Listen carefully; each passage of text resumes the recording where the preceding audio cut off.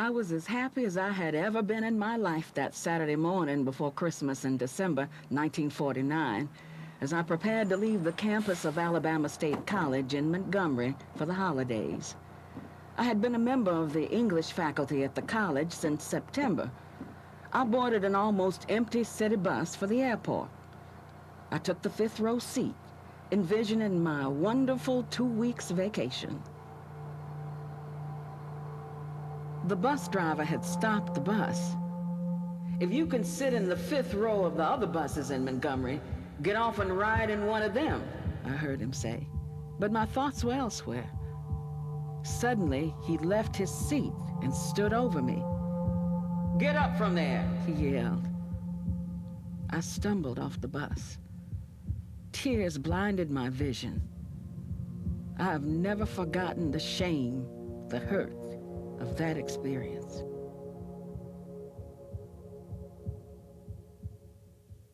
In 1955, I was still teaching at Alabama State. I was also president of the Women's Political Council. The WPC was formed for the purpose of inspiring Negroes to improve their status as a group. We were woman power, organized to cope with any injustice, no matter what, against Black Americans. Segregation was the law of the land in Alabama during this time. Negroes were made to stand up over the 10 empty double seats reserved for whites only. And there were some drivers who took delight in humiliating Black customers.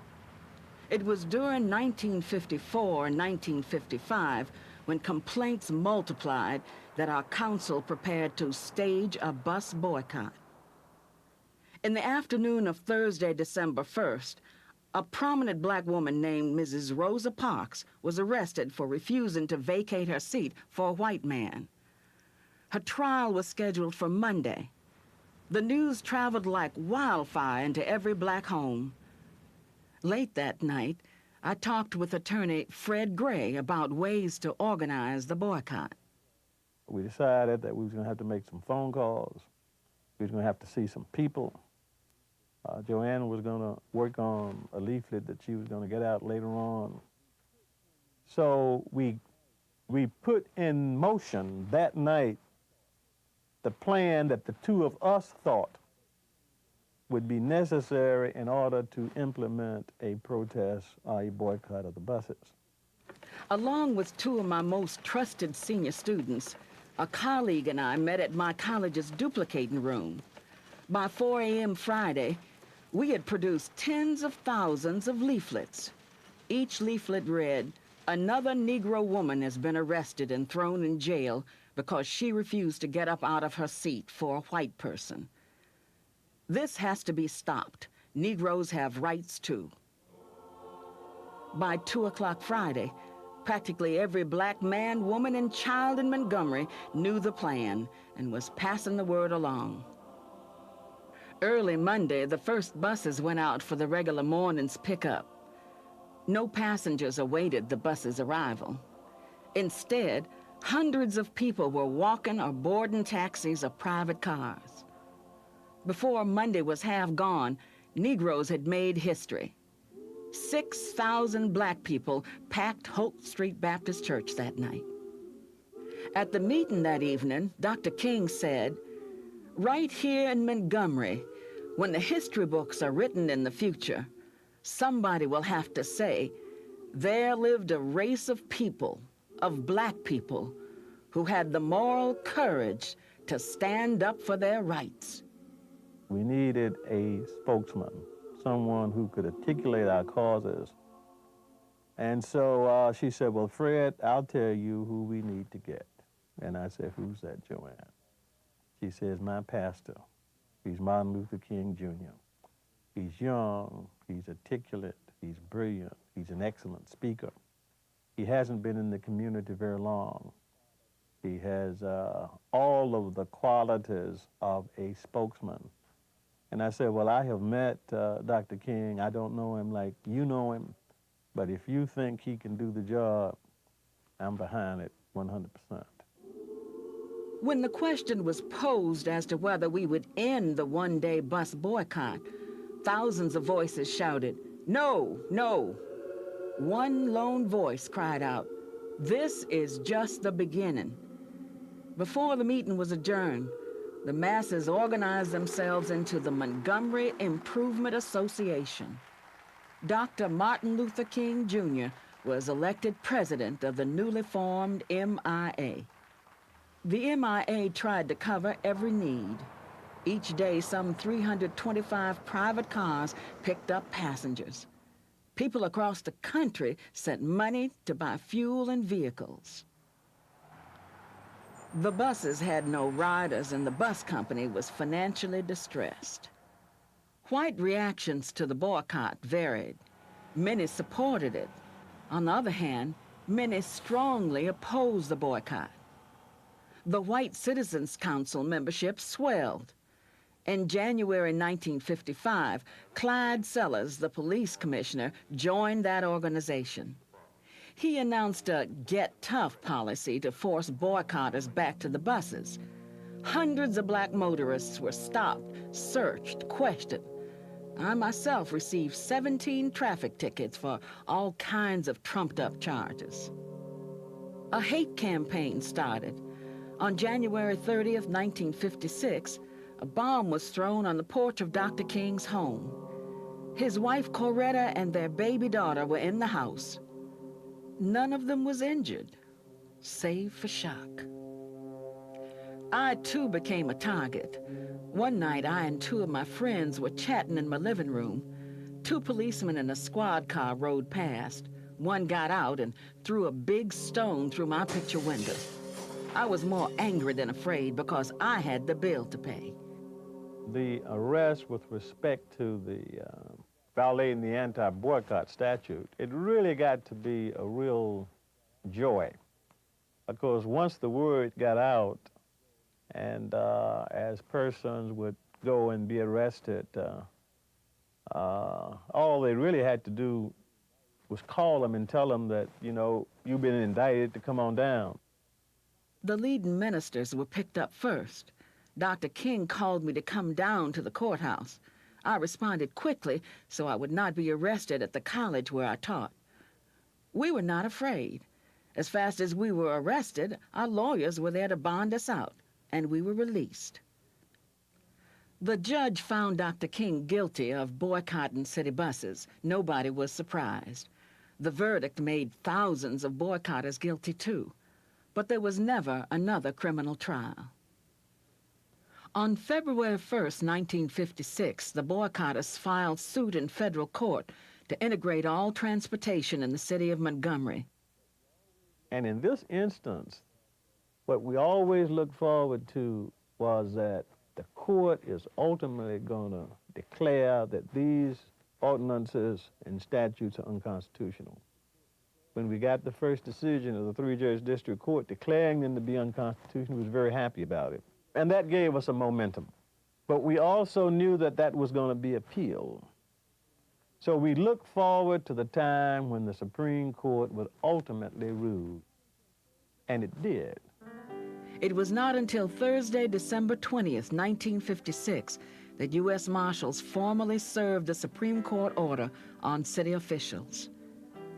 At last, after 13 long months, the boycotters had won. It took the plain people whose identity nobody remembers now, who walked when they couldn't get a ride or couldn't get a cab. They are the ones who walked in the rain, in the sunshine, and who did it consistently for over a year. Not just one, but over 40,000 of them who did it. The victory, however, brought no rejoicing in the streets. Too many people had suffered too much to rejoice. Instead, there was a quiet dignity. I recall one woman who was asked if she was tired. She replied, "Well, my body may be a bit tired, but for many years now, my soul has been tired. Now my soul is resting. So I don't mind if my body is tired, because my soul is free."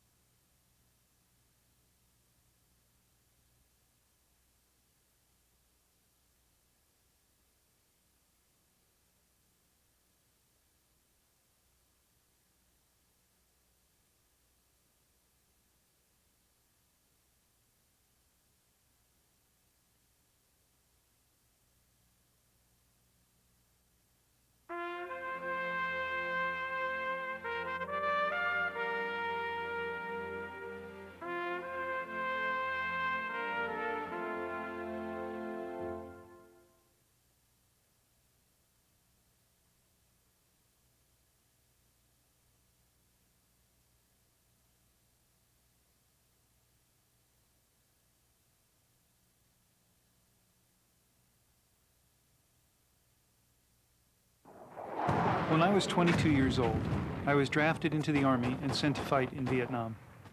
I was there for 13 months, right in the middle of it. All the while I was there, I felt like an indentured servant, forced to go and do these things against my will. Perhaps I was a willing indentured servant, because obviously there were other options, which I rejected.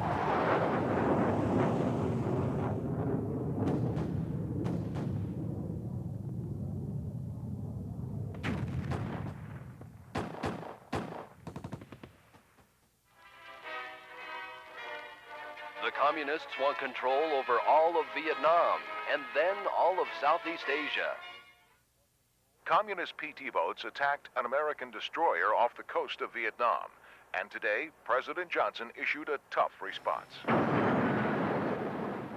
To any armed attack upon our forces, we shall reply. To any in Southeast Asia who ask our help in defending their freedom, we shall give it. The United States had been involved in Vietnam for years, but I really wasn't aware of it until I started college. By that time, the first U.S. combat troops had landed, and it seemed that the war had taken on a life of its own. Many of my friends were beginning to worry about the draft. But as a college student, I had a deferment, so I wasn't worried. I was into the counterculture and the music scene. I was like a lot of people my age. It really hadn't sunk in what was going on in Vietnam. But if you grow up questioning what's going on around you, then you have an idea that there are options. That's how I felt about the draft. In Oakland, California today, protesters tried to shut down the military induction center. There will be some nervous Nellies, and some who will become frustrated and bothered and break ranks under the strain. And some will turn on their leaders and on their country and on our own fighting men. But we do not seek to enlarge this war, but we shall not run out of it. Anti-war demonstrations were breaking out all across the country, and I traveled to Washington, D.C. to take part in some marches. Then, in January 1968, the North Vietnamese Army and Viet Cong units launched the Tet Offensive. They attacked every major city in South Vietnam. It caught our forces by surprise. During days of desperate fighting, many American and Vietnamese lives were lost. Tet had an enormous impact. It was as if everyone in the country suddenly realized that the war in Vietnam was different, and it could last for a long time. The public outcry was so loud that President Johnson felt he had lost the nation's confidence. I shall not seek, and I will not accept the nomination of my party for another term as your president. In June of '68, I graduated from college and got married. Soon after that, I got a job teaching high school. And because I was a teacher, my draft deferment stayed in effect. But I decided that teaching wasn't for me, so I quit. Now my deferment was gone, and not long after that, I received a letter saying that my draft status was changed to 1A, which meant I was now eligible for the draft. Do you feel that you owe your country 2 years of your life? It's not a question of just 2 years or 1 day, or if you like where you're living, and you owe it yourself, your life. 94% of the students we polled at Harvard were against the war in Vietnam. They said they did not approve of President Johnson's policy in Vietnam. News of Vietnam was everywhere, and now I had to deal with it. I decided to apply for conscientious objector, or 1O status.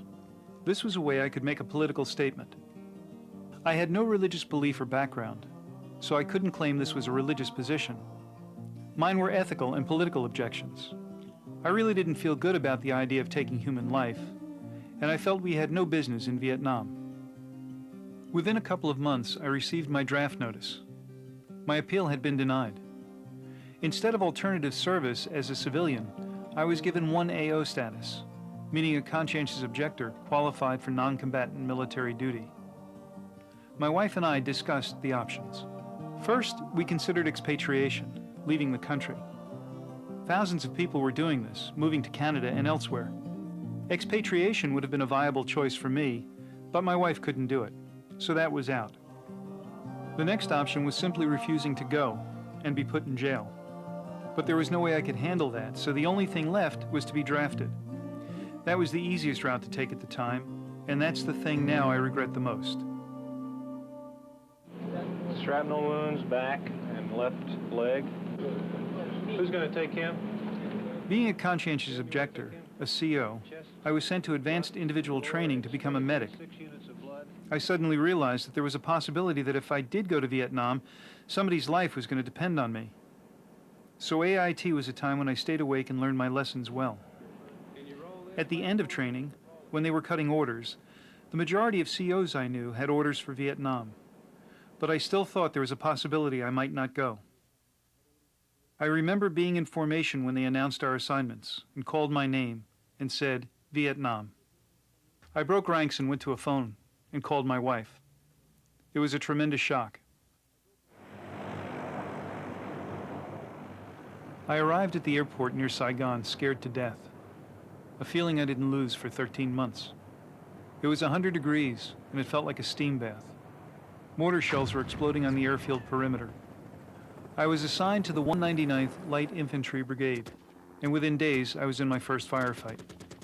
North Vietnamese regulars had put a landmine in the road and continually engaged our unit for about 4 hours. A medevac came in early and took fire, and we couldn't get another one in after that. That day I spent a lot of time holding a man who had been virtually cut in half. I knew he was going to die, and he knew he was going to die. And the only thing I could do was hold him. The hardest thing was dealing with someone you knew wasn't going to make it. Being a CO and a medic is a strange thing. It was like being a father confessor, psychologist, everything. I was older than a lot of the guys, all of 22. Most of the guys were 19 or so. Sometimes it was real easy, like putting a bandage on. Sometimes it was really hard, like deciding when someone was dead and just moving on. Sometimes people died from shock and fright. You had to make a conscious effort to calm them down right in the middle of everything that was going on. Sometimes they'd figure they were dead, and they'd just give up.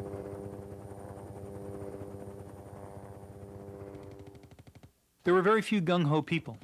If they were gung-ho when they got there, after a while they weren't gung-ho anymore. And it wasn't that they were anti-war. It was just that they didn't want to kill anybody. They didn't want to be killed either. There was a bunch of guys that just wanted to get through. We weren't allowed to watch American television news, but the people back home sent us articles about the anti-war protests and wrote about the fighting they were seeing on television. We were definitely aware that the war was becoming very unpopular at home. Campus violence at Kent State, Ohio erupted again today. The National Guard opened fire on students, killing 4. Kent State was a big thing. The guys in my unit were just flabbergasted that an event like that could happen in the United States. None of what was happening to us seemed to make any sense. I believed that the Army kept me in the field longer than other soldiers because I was a CO, and I began to cut myself off emotionally. When I first got to Vietnam, I had a lot of friends. When I left, I didn't know anybody. I didn't want to, because the hardest thing is to lose friends.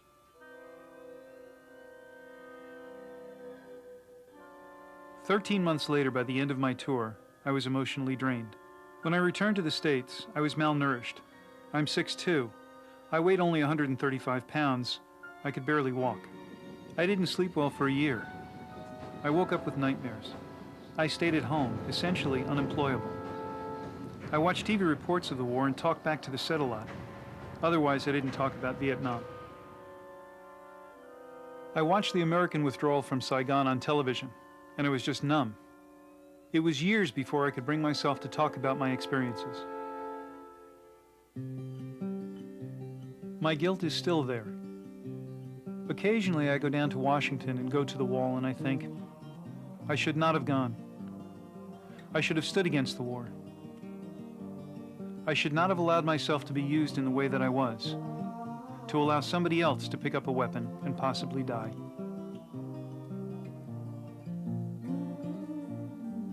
Today I'm a school psychologist in a high school, and occasionally I talk to kids about war. And I tell them, war is not what you see on TV. It's not John Wayne or Rambo. Kids is all we were in Vietnam. Kids trying to stay alive. No glamour, no glory.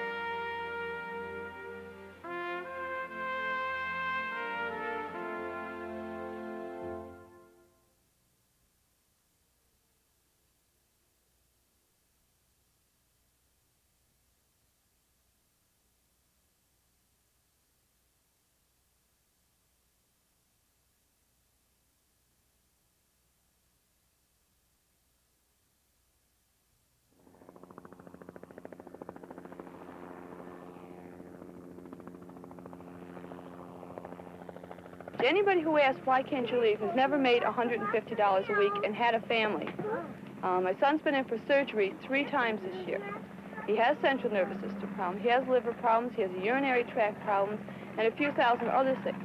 And you're talking $50, $100 every time he walks through the hospital door, just to walk through. This is not just me, but every resident in the area. It's impossible to leave Love Canal. And at the same time, it's impossible to stay. When this interview was filmed, my husband and I had been living at Love Canal for 6 years. When we moved there in 1973, it was a lovely neighborhood. Our kids, Michael and Melissa, could go to school only a few blocks away. It wasn't until the summer of 1978 that I suspected that something was wrong. Michael had just completed kindergarten. He was healthy when he began, but he soon developed rashes, his face would swell up, then he started having seizures. I took him to the doctor often, but his problems persisted. That summer I read articles in the local paper about hazardous chemicals leaking from an old dump site. I was shocked to learn that the dump was directly beneath Michael's school. One article listed the chemicals and their side effects. One by one, I recognized Michael's symptoms. I contacted the school board and asked that Michael be allowed to attend another school in September. The superintendent said no. If they moved Michael, they would have to move all the children, and they weren't about to shut down the school. I decided to go door to door with a petition to close the school. As I worked my way closer to the canal, it seemed as though every home had someone with an illness. Right here in this street, right here. In the next 5 houses, there's been 3 deaths to cancer. Just weeks after I finished my canvassing, the issue of Love Canal erupted. Reacting to pressure from residents and the news media, the state health department recommended that pregnant women and children under the age of 2 leave the area. Within days, Love Canal was declared a federal emergency area. The governor announced plans to relocate the families. Then it was announced that there was only enough money to buy the houses bordering the canal. To those of us living outside that area, it was devastating. Feeling betrayed by government officials, we formed the Love Canal Homeowners Association. I was elected its president. We're too close to the end. They're talking about purchasing our homes in Washington. The decision is not made. 3 days later, I was on my way to the White House to talk about Love Canal. The state fenced off the houses it had declared unsafe, closed the school, and announced a reconstruction effort to fix the canal. The fence made our fight a lot harder. We knew the state officials had no intention of looking for environmental health problems outside the fenced area. To draw press attention to the idea that a chain fence couldn't stop chemicals, we picketed the reconstruction work at the canal. In the freezing cold that morning, I stood in front of a bus and refused to move. The police arrested me. My arrest bothered my son. He wanted to know if I was a bad guy. The pace of events had now left me physically and emotionally exhausted. To top it off, I forgot Michael's birthday. I rushed out and bought a bunch of toys that I didn't have time to wrap. It seemed like weeks or months since I had seen my kids. The problems at Love Canal were causing problems in my family and in my marriage. It had now been more than a year since we had formed the Homeowners Association. Reconstruction at the Love Canal was continuing, and residents were becoming ill as the heavy equipment stirred up the chemical vapors, but no one would acknowledge the problem. The Homeowners Association had conducted its own health survey and found that a number of illnesses were clustered along the lines of old stream beds. The state rejected our data as the work of a bunch of housewives. The media started reporting stories about Vietnam veterans who had been exposed to Agent Orange, which contained dioxin. Years later, they were coming down with cancer. As dioxin had also been identified at Love Canal, I thought it was time for another trip to Washington, D.C. Michael's medical problems continued, so while I was away, Harry moved with our children into a motel. It was the only way to minimize their exposure. There were dozens of Love Canal families just like ours in motels all around the city. Living in one small room for week after week was almost unbearable. 3 months later, there was still no resolution of the relocation plan. Like everyone else, unable to afford to do otherwise, we returned home. It was an eerie feeling. I felt as if I didn't belong there. It wasn't my house anymore. After that review is completed, we will then decide whether this evidence, added to the cumulative knowledge that we already The Environmental Protection Agency came to town to announce that they had completed a chromosome study and to inform a number of very frightened families that they were at high risk for genetic problems. A crowd gathered at our office anticipating an official explanation from the EPA, but when officials didn't show, the mood began to turn ugly. When 2 EPA officials finally did walk into our office, we decided to make them hostages of the Love Canal people. This word just in, 2 federal environmental officials are being held hostage at the Love Canal Homeowners Association's headquarters. I began getting calls from the FBI. Upon approval of the residents of Love Canal, we let these 2 representatives go to demonstrate. We released the men after a few hours. Days later, the EPA told us that 810 families would be evacuated. Our hopes had been raised so many times that we're all suspicious of political promises. But this time, it was really true. On October 1st, 1980, President Carter came to Niagara Falls. He signed a bill authorizing the funds to permanently relocate 900 families. He invited me up on the stage. I was able to say thank you and to explain some of our needs. By February of 1981, over 400 families had moved from the Love Canal, never to return. And mine was one of them. The symptoms Michael and Melissa had experienced disappeared when we moved, but the turbulence of Love Canal was too much for my marriage. Harry and I separated, and I began a new life with the children near Washington, D.C. I started an organization called the Citizens Clearinghouse for Hazardous Waste to help others who face many of the same problems we encountered. To a great extent, we won our fight at Love Canal, but it wasn't easy, that's for sure. In solving any difficult problem, you have to be prepared to fight long and hard, sometimes at great personal cost. But it can be done.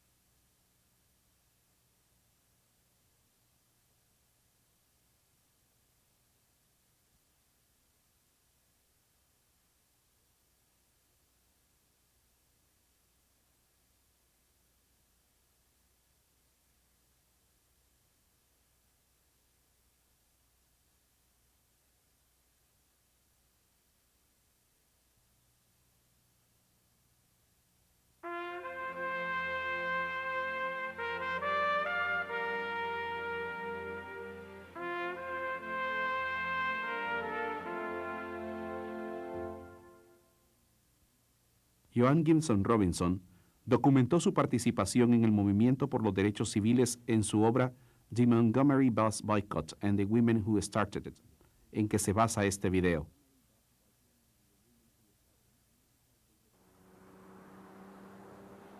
Yo estaba lo más feliz de la vida ese sábado por la mañana, antes de la Navidad de 1949, cuando me preparaba para partir del campo del Alabama State College en Montgomery para los festejos de fin de año. Había sido miembro de la Facultad de Inglés en la universidad desde septiembre. Me subí a un autobús urbano casi vacío, camino al aeropuerto. Me senté en un asiento de la quinta fila, imaginándome mis maravillosas 2 semanas de vacaciones. El conductor detuvo el autobús. Si puede sentarse en la quinta fila de los demás autobuses de Montgomery, bájese y tome uno de esos, le oí decir, pero mis pensamientos estaban en otra parte. Repentinamente, él se paró de su asiento y se acercó a mí. «¡Párese de ahí!», me gritó. Yo me bajé del autobús. Las lágrimas me nublaban la vista. Nunca pude olvidar la vergüenza y el dolor de esa experiencia.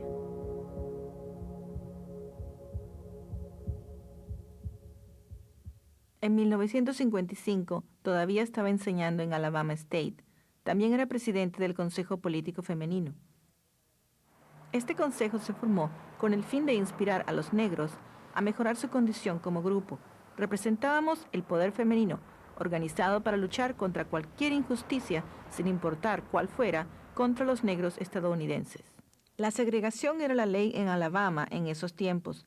Los negros se veían obligados a permanecer de pie ante los 10 asientos dobles vacíos reservados solo para blancos. Y había algunos conductores que se deleitaban humillando a los pasajeros negros. Fue durante 1954 y 1955 cuando las quejas se multiplicaron, que nuestro consejo se preparó para boicotear los autobuses. La tarde del jueves 1 de diciembre, una destacada mujer negra que se llamaba señora Rosa Parks fue arrestada por rehusarse a desocupar su asiento para que se sentara un hombre blanco. Su juicio estaba programado para el lunes. Las noticias volaron como el viento a todas las casas de los negros. Tarde esa noche, yo hablé con el abogado Fred Gray acerca de la manera de organizar el boicot. Decidimos que tendríamos que hacer algunas llamadas, que tendríamos que visitar a algunas personas. Joan trabajaría en un volante que iba a circularse más adelante, así es que pusimos en marcha esa noche el plan que los dos considerábamos necesario para realizar una protesta, es decir, boicotear los autobuses. Junto con 2 de mis estudiantes de mayor confianza, un colega y yo nos encontramos en la sala de copias de la universidad. A las 4 de la mañana del día viernes, habíamos producido decenas de miles de volantes. Cada volante decía: otra mujer negra ha sido arrestada y llevada a la cárcel porque se rehusó a ponerse de pie y ceder su asiento a una persona blanca. Esto no puede seguir. Los negros también tienen derechos. A las 2 del día viernes, prácticamente todos y cada uno de los hombres, mujeres y niños negros en Montgomery conocían el plan y lo difundían. Temprano el día lunes, los primeros autobuses salieron a sus recorridos regulares. No había pasajeros que esperasen la llegada de los autobuses. En cambio, cientos de personas caminaban o tomaban taxis o automóviles particulares. Antes de que hubiera transcurrido la mitad del día lunes, los negros habían pasado a la historia. 6,000 negros se habían reunido esa noche en la iglesia bautista de Holt Street. El Dr. King dijo, aquí mismo en Montgomery: cuando se escriban libros de historia en el futuro, alguien tendrá que mencionar que vivió una raza de negros que tuvieron la valentía e integridad moral de defender sus derechos. Necesitábamos un vocero, alguien que pudiera expresar nuestra causa, de tal modo que ella dijo: bueno, Fred, ya sé que a quién vamos a conseguir. Y yo le pregunté: ¿a quién, Joan? Ella me contestó: a mi pastor, Martin Luther King Jr. Es joven, sabe expresarse, es brillante y un excelente orador. No lleva mucho tiempo en la comunidad, tiene las cualidades de un buen orador. Yo le dije: conozco al Dr. King, no tanto como tú, pero si piensas que puede hacer el trabajo, te respaldo plenamente. Cuando se presentó la duda sobre si debíamos terminar el boicoteo de un día de los autobuses, miles de voces gritaron: ¡No! ¡No!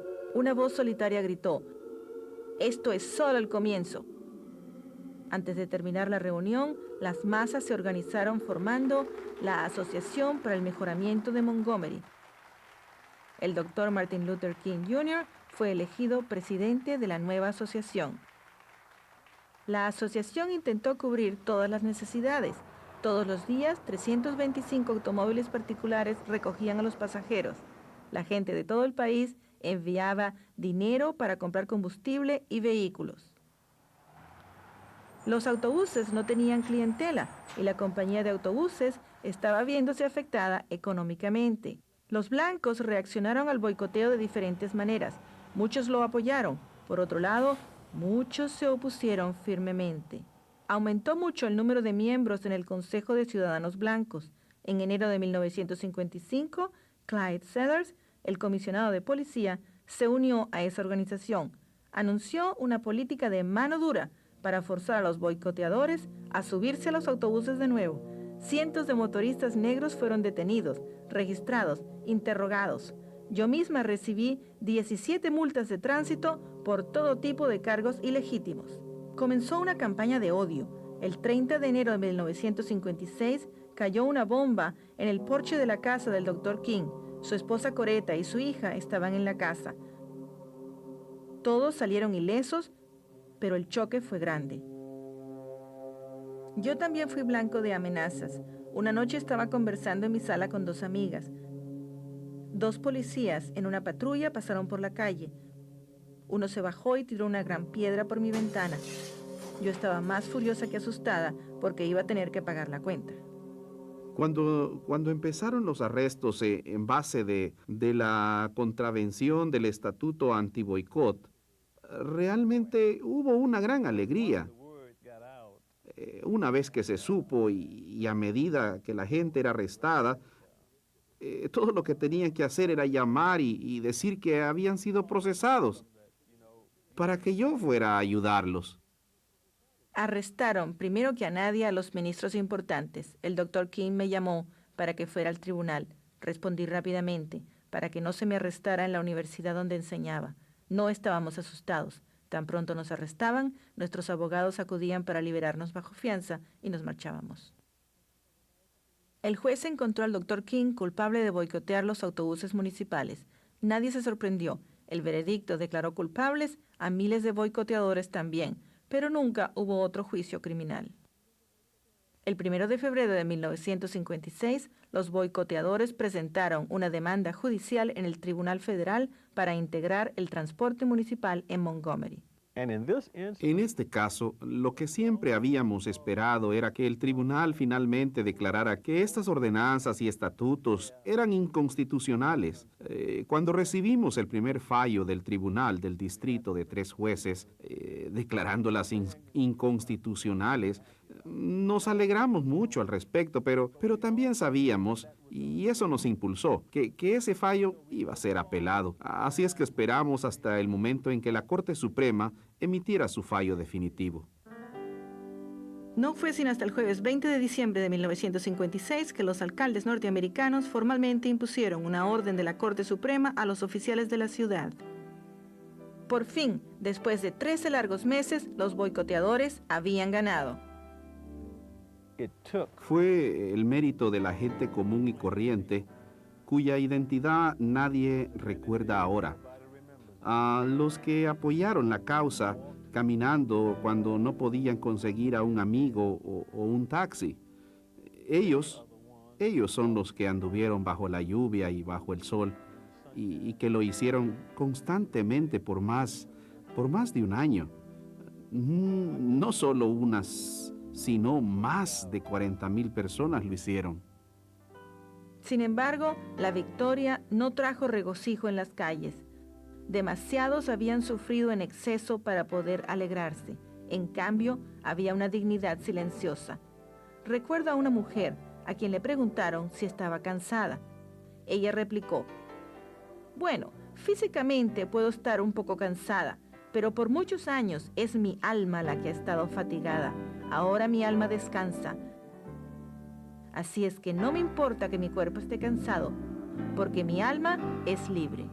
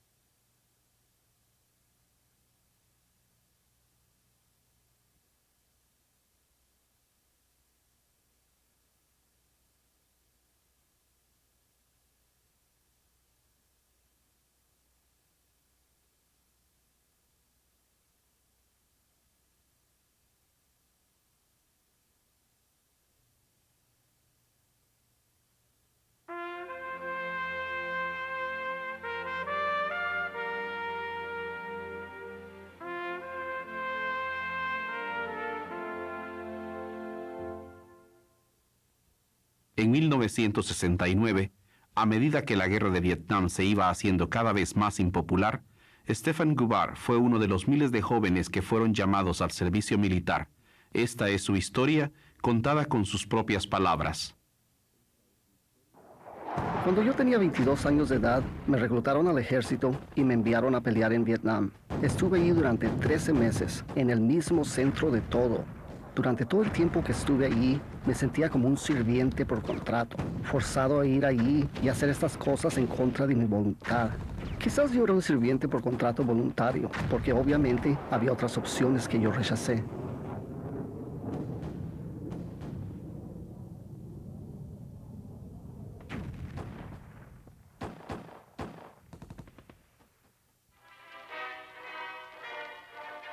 El fin del comunismo es tomar el control de todo Vietnam y después de eso de todo el sudeste de Asia. 3 lanchas torpederas comunistas atacaron ayer a un destructor norteamericano fuera de la costa de Vietnam y en el día de hoy el presidente Johnson respondió con toda severidad. Vamos a responder a todo ataque armado en contra de nuestras fuerzas. A cualquiera que en el sudeste de Asia nos pida ayuda para defender su libertad, se la daremos. Los Estados Unidos llevaba años involucrados en Vietnam, pero no me percaté de esto hasta que empecé la universidad. Para entonces las primeras tropas estadounidenses ya habían desembarcado allí y parecía que la guerra hubiera adquirido vida propia. Muchos amigos comenzaron a preocuparse por el reclutamiento, pero en mi calidad de estudiante tenía prórroga, por lo tanto no estaba preocupado. Yo estaba inmerso en la contracultura y en la música. Me parecía mucho a la gente de mi edad, que en realidad no había penetrado en lo que estaba sucediendo en Vietnam. Pero si uno crecía preguntándose qué sucede alrededor de uno, entonces uno tiene una idea de que hay distintas opciones. Esa era mi postura sobre el reclutamiento. Millares de militantes en contra del reclutamiento se lanzaron hoy a un ataque relámpago para destruir el centro de incorporación militar. There will be some nervous Nellies. Va a haber personas que se pondrán nerviosas y otras que se pondrán en contra de sus líderes y de su país y hasta en contra de nuestros propios soldados. No queremos ampliar esta guerra, pero tampoco vamos a escaparnos de ella corriendo. Brotaron manifestaciones antibélicas en todo el país y viajé a la capital para participar en algunas marchas.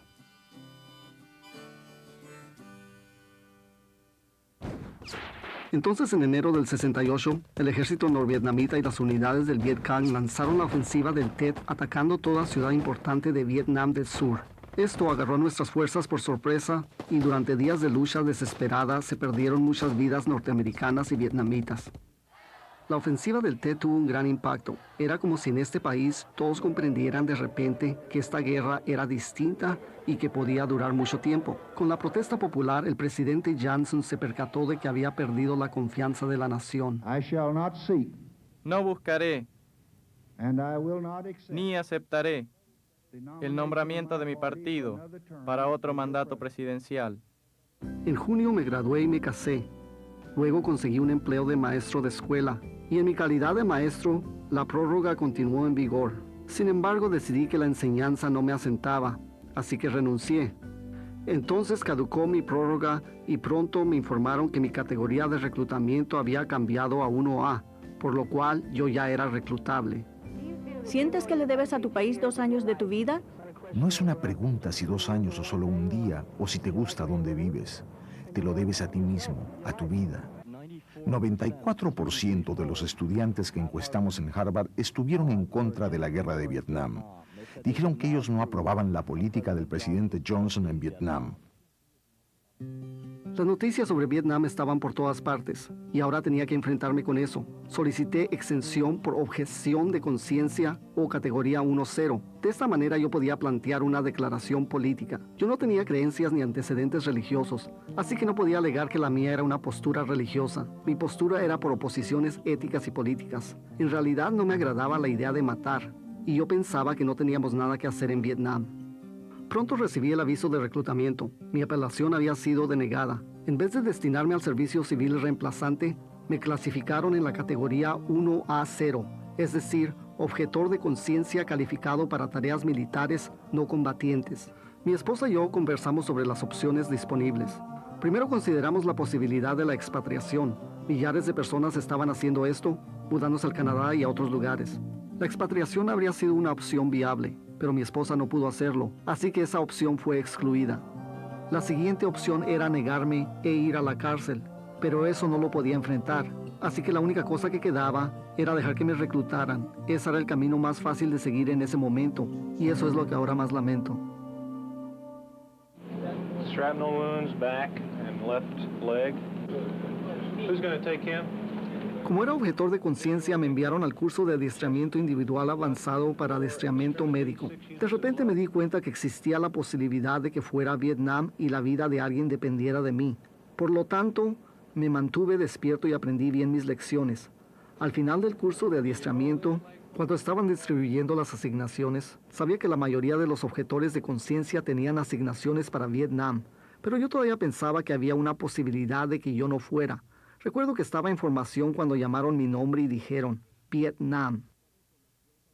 Rompí filas, me dirigí a un teléfono y llamé a mi esposa. Esto fue un fuerte shock emocional. Cuando llegué al aeropuerto cerca de Saigán, estaba aterrorizado, sensación de la cual no pude liberarme durante 13 meses. La temperatura era de 100 grados y extremadamente húmeda. Las cargas de mortero estallaban por el perímetro del campo de aviación. Fui destinado a la Brigada de Infantería Ligera número 199 y pronto estaba en mi primer combate. Los soldados norvietnamitas pusieron una mina terrestre en el camino y combatieron con nuestra unidad durante 4 horas. Un helicóptero llegó temprano y fue derribado. Después de eso no pudimos obtener otro. Pasé el día sosteniendo a un hombre a quien virtualmente habían partido a la mitad.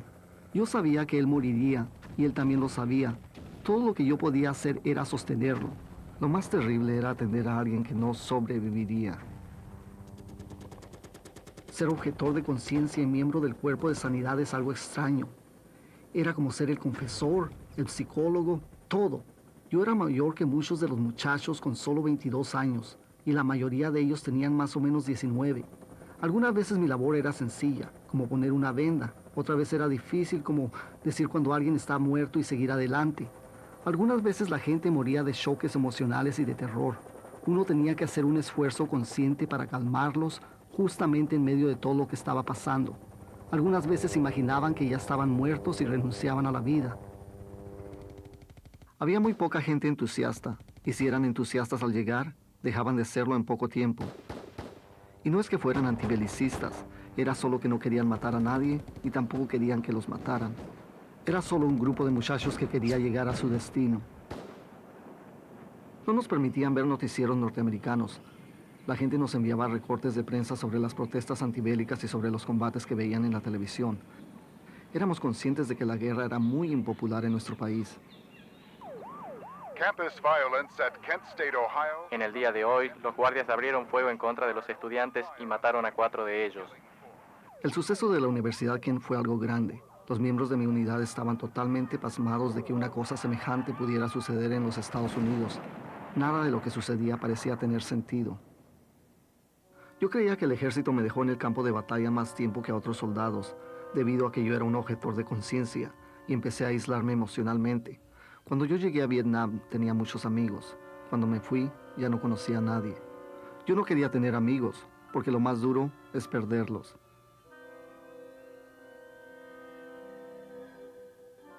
Trece meses más tarde, al final de mi periodo de servicio, yo estaba emocionalmente seco. Cuando regresé a los Estados Unidos estaba desnutrido. Tengo 6'2" de estatura, pesaba solamente 135 libras. Casi no podía caminar. No dormí bien por un año. Me despertaba con pesadillas. Me quedaba en casa. Básicamente estaba incapacitado para tener un empleo. Miraba los reportajes sobre la guerra y le hablaba mucho al televisor. Salvo eso, no hablaba sobre Vietnam. Miré por televisión la retirada norteamericana de Saigán y me quedé simplemente insensibilizado. Pasaron años antes de que yo pudiera resignarme a hablar de mis experiencias. Mi sentimiento de culpa todavía está presente. Algunas veces viajo a Washington y voy a visitar el monumento a la guerra de Vietnam, y pienso que nunca deberíamos haber ido. Yo debería haberme opuesto a la guerra. No debería haber permitido que me usaran en la forma en que lo hicieron, dejando que otra persona agarrara un arma y posiblemente muriera.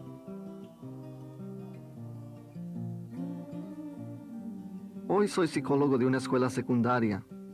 y en ocasiones les hablo a los muchachitos sobre la guerra. Y les digo, la guerra no es lo que ustedes ven en la televisión, no es John Wayne y Rambo.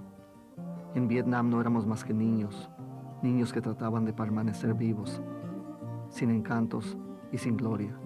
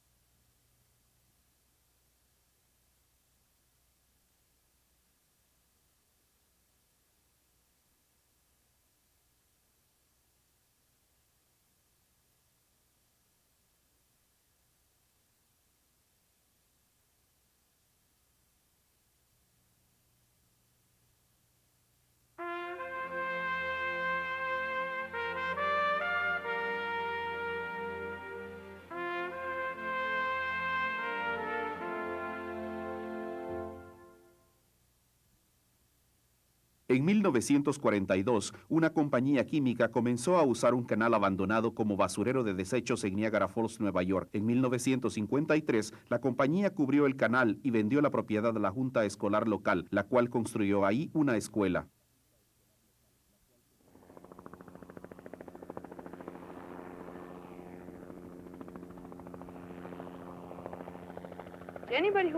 Cualquiera que pregunte por qué no puede mudarse, nunca ha ganado $150 a la semana ni ha tenido familia. A mi hijo lo han operado 3 veces este año. Tiene problemas del hígado, de las vías urinarias y miles de otras cosas más. Y se necesitan de $50 a $100 cada vez que se pasa la puerta del hospital. Y esto no es solo mi caso, sino el de todos los vecinos en el área. Es imposible irse de Love Canal y al mismo tiempo es imposible quedarse. Cuando se filmó esta entrevista, mi esposo y yo ya vivíamos hacía 6 años en Love Canal. Cuando nos mudamos aquí en 1973, era un vecindario encantador. Nuestros hijos Michael y Melissa podían ir a la escuela solo a unas pocas cuadras. No fue hasta el verano de 1978 que sospeché que algo iba mal. Michael recién había terminado el jardín de niños. Gozaba de buena salud cuando comenzó, pero pronto le brotó sarpullido y se le hinchaba la cara. Luego comenzó a tener ataques. Los llevaba al doctor frecuentemente, pero sus problemas persistían. Ese verano leí artículos en el periódico local sobre sustancias químicas que se filtraban en un antiguo basurero. Me impresionó saber que el basurero estaba directamente debajo de la escuela de Michael. Un artículo enumeraba las sustancias químicas y sus consecuencias. Uno por uno fui reconociendo los síntomas que sufría Michael. Fui a la comisión escolar y les pedí que se le permitiera a Michael asistir a otra escuela en septiembre. El superintendente me lo negó. Si transferían a Michael, tendrían que transferir a todos los niños y no estaban dispuestos a cerrar la escuela. Decidí ir de puerta en puerta con una petición para cerrar la escuela. A medida que iba acercándome al canal, parecía que cada una de las casas tenía algún enfermo. Aquí en esta misma calle, en las 5 casas siguientes, hubo 3 muertos por el cáncer. Solo semanas después de terminar mi labor de solicitadora de votos, surgió el caso de Love Canal. Reaccionando a la presión de los vecinos y los medios de comunicación, el Departamento Estatal de Salud recomendó que las mujeres embarazadas y los niños menores de 2 años abandonaran el área. En unos pocos días, Love Canal fue declarada zona de emergencia federal. El gobernador anunció planes para trasladar a las familias. Entonces se anunció que había solo suficiente dinero para comprar las casas que lindaban con el canal. Para los que vivíamos fuera de esa área, fue muy impactante. Nos sentimos traicionados por los funcionarios del gobierno y formamos la Asociación de Propietarios de Love Canal. Fui elegida presidenta. We're too close to the end. They're talking about purchasing our homes in Washington. The decision is not made. A 3 días, estaba en camino a la Casa Blanca para hablar sobre Love Canal. El Estado cercó las casas que había declarado peligrosas, cerró la escuela y anunció trabajos de reconstrucción para solucionar el problema del canal. La cerca dificultó aún más nuestra lucha. Sabíamos que los funcionarios estatales no tenían intenciones de dejar al descubierto problemas ambientales de salud fuera del área cercada. Para llamar la atención de la prensa a la idea de que una cerca de cadenas no podía detener las sustancias químicas, organizamos manifestaciones en las obras de reconstrucción del canal. En el frío congelado de esa mañana, me paré frente a un autobús y rehusé moverme. La policía me arrestó. Mi arresto molestó a mi hijo. Quería saber si yo era una delincuente. El ritmo de los acontecimientos me habían dejado ahora física y emocionalmente exhausta. Para colmo, se me olvidó el cumpleaños de Michael. Salí rápidamente a comprar un montón de juguetes que no tuve tiempo de envolver. Me parecía que hacía semanas o meses que no veía a mis hijos. Los problemas en Love Canal estaban causando problemas en mi familia y en mi matrimonio. Ahora hacía más de un año desde que habíamos formado la asociación de propietarios. La reconstrucción del canal continuaba y los vecinos se estaban enfermando a medida que la pesada maquinaria removía los vapores químicos, pero nadie reconocía el problema. La asociación de propietarios había realizado su propia encuesta de salud y había encontrado que los brotes de enfermedades ocurrían a lo largo de los lechos de antiguos arroyos. El Estado rechazó nuestros datos porque los consideró el trabajo de un puñado de amas de casa. Los medios de comunicación comenzaron a reportar historias acerca de los veteranos de la guerra de Vietnam que habían sido expuestos al agente naranja, que contenía dioxina. Años después, les dio cáncer. Como la dioxina también se había encontrado en Love Canal, pensé que era hora de hacer otro viaje a Washington. Los problemas médicos de Michael continuaron, así es que mientras yo estaba de viaje, Harry trasladó a nuestros hijos a un motel. Era la única forma de minimizar su exposición. Había docenas de familias de Love Canal como la nuestra en moteles de toda la ciudad. Vivir en una pequeña habitación semana tras semana era casi insoportable. 3 meses después, no había todavía ninguna resolución sobre los planes de traslado. Como todo el mundo, sin poder pagar nada mejor, volvimos a casa. Fue una sensación extraña. Me sentía como si no perteneciera a ese lugar, que ya no era mi casa. Después de concluir esa evaluación, decidiremos si esta evidencia aportará al conocimiento acumulativo. La Agencia de Protección Ambiental vino a la ciudad para anunciar que había concluido un estudio de cromosomas y para informar a varias familias preocupadas que estaban en serio peligro de sufrir problemas genéticos. Se reunió una multitud en nuestra oficina esperando una explicación oficial de la agencia. Pero cuando no se presentaron los funcionarios, el ánimo fue ensombreciéndose. Cuando 2 funcionarios de la agencia llegaron finalmente a nuestra oficina, decidimos tomarlos como rehenes del agente de Love Canal. Noticia de último momento. 2 funcionarios federales ambientales están detenidos como rehenes en la sede de la Asociación para Propietarios de Love Canal. Recibí llamadas del FBI. Con la aprobación de los vecinos de Love Canal, dejamos ir a estos 2 representantes. Después de 2 horas, liberamos a los hombres. Días más tarde, la agencia nos dijo que se evacuarían a 810 familias. Nos habíamos hecho ilusiones tantas veces que todos desconfiábamos de las promesas políticas. Pero esta vez era realmente verdad. El 1 de octubre de 1980, el presidente Carter visitó Niagara Falls. Firmó un proyecto de ley que autorizaba los fondos para trasladar permanentemente a 900 familias. Me invitó a subir al estrado. Pude decir gracias y explicar algunas otras necesidades nuestras. En febrero de 1981, más de 400 familias se habían ido de Love Canal para nunca más volver. Y la mía fue una de ellas. Los síntomas que Michael y Melissa habían sufrido desaparecieron cuando nos mudamos, pero la turbulencia de Love Canal fue demasiado para mi matrimonio. Harry y yo nos separamos y comencé una nueva vida con los niños cerca de Washington. Fundé una organización llamada Oficina de Control para Desechos Peligrosos, para ayudar a otros que se enfrentan con muchos de los mismos problemas que nosotros encontramos. En gran medida, ganamos nuestra batalla en Love Canal. Pero no fue fácil, por cierto. Al resolver cualquier problema difícil, hay que estar preparado para luchar larga y duramente, a veces con gran costo personal. Pero es posible ganar. En 1991, el estado de Nueva York comenzó a renovar y vender algunas de las casas que habían abandonado los residentes de Love Canal.